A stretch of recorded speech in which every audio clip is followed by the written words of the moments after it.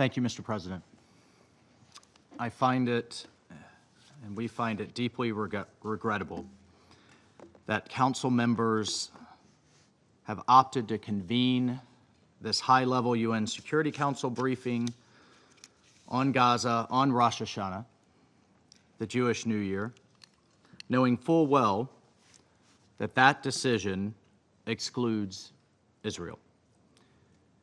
And frankly, colleagues, it's a testament to how this council has prioritized a lot of performance over serious efforts to actually advance peace. Serious efforts that President Trump, Secretary Rubio, his team, and partners like Egypt and Qatar are engaged in right now as we speak, to end this horrific war.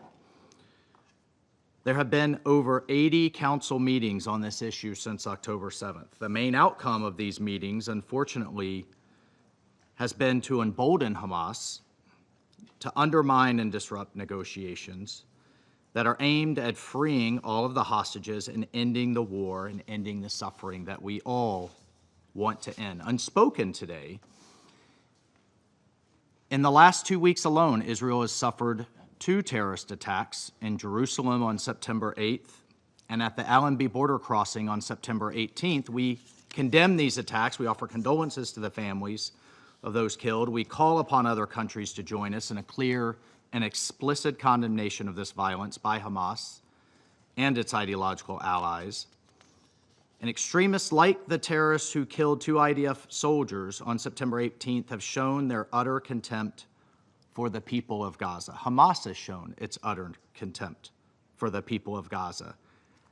They struck the very border crossing through which nearly half of all aid delivered to Gaza between May and September of this year has passed. Let me say again, Hamas struck the border crossing through which half of all aid through the better part of this year has passed. No country here would willingly allow terrorists like this to threaten its people. Israel should not be expected to be any different.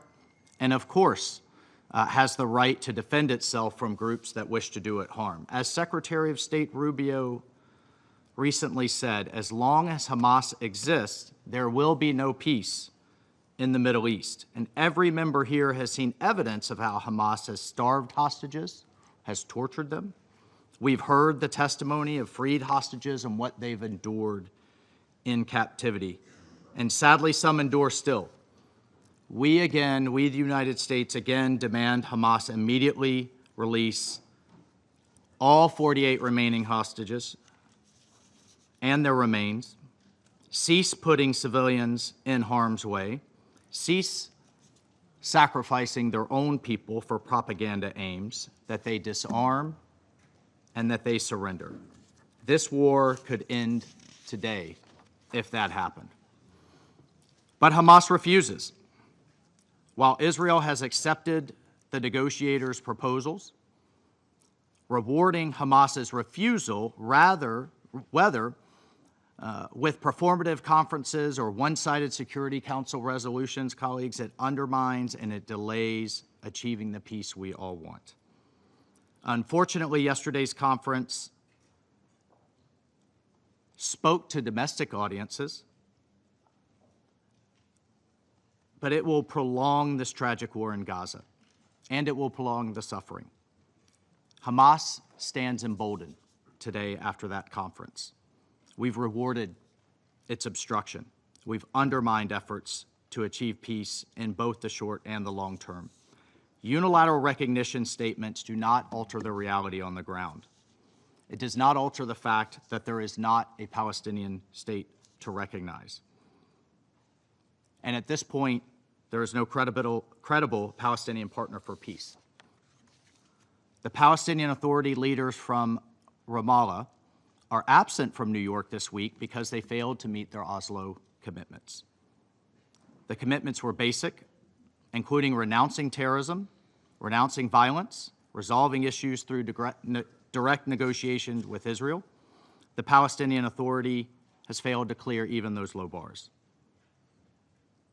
And their attempts to bypass negotiations through what can only be called lawfare, including at the ICC and at the ICJ, and its pushes for unilateral recognition of statehood. This charade it's disappointing. It is clearly fueled by domestic politics and has given Hamas a reward for refusing to surrender, as well as an incentive. They're now incentivized to hold on, keep holding the hostages in subhuman conditions. We call on the Council membership and the UN to change its course, to focus instead onto how to prevent Hamas from ever doing this again and to how to eliminate them, on how they should free the hostages and create a framework so that Gaza can have a better future than the life, that the people of Gaza can have a better future than the life they have endured under terrorists. Secretary of State Rubio recently traveled to Israel and Qatar to address the threat posed by Hamas, to advance the immediate return of all hostages, and to ensure humanitarian aid actually reaches civilians. And the United States will continue working tirelessly towards those ends. And the Secretary was clear. The United States supports a negotiated settlement that will lead to the release of every single hostage. The President was clear today in the General Assembly to that same end. We must lead to the elimination of Hamas, and we must end the war. In the interim, the United States has worked to support the delivery of humanitarian aid to civilians in Gaza with actual meaningful results.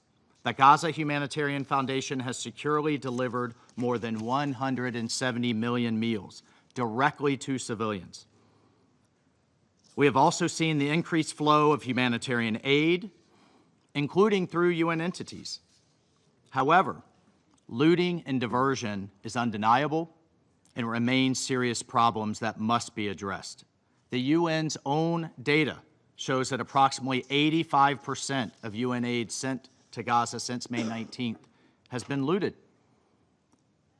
Colleagues, the fighting must end so the international community can concentrate on the very hard work of building a new Gaza, one that embraces peace and coexistence and rejects terrorism and violence. I thank you.